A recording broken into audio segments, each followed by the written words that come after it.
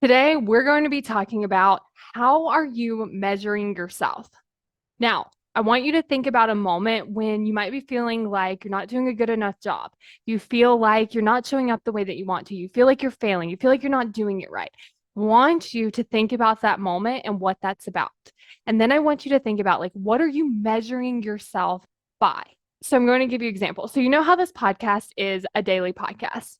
Well, I want you to imagine for a second that I had a daily podcast, but I was only posting 2 episodes a week.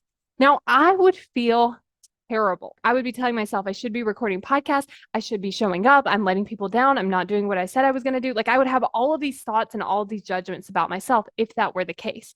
But here's the thing. How would I be measuring myself? I would be measuring myself by expecting that I did a daily podcast. But I just made that up. I could also decide that I'm going to post 2 episodes a week. And then guess what? I would then be succeeding and I would be feeling amazing about my podcast, which would probably make me want to record more episodes. So I want you to think about how are you measuring yourself? Because chances are the rubric that you're measuring yourself by, you just made up so you can change it so that you feel like you're in a state of winning. Because right now I have a daily podcast, I post a daily episode, and I feel amazing about my podcast and amazing about myself. But that could be true if I said I'm going to have a podcast that has 1 episode a week, that has 2, whatever it is that I wanted to do. I could decide this is what I'm going to do, this is how I'm going to show up, and I can make it doable and sustainable for myself so that I actually enjoy what I'm doing instead of judging myself and actually measuring myself by something I made up to begin with.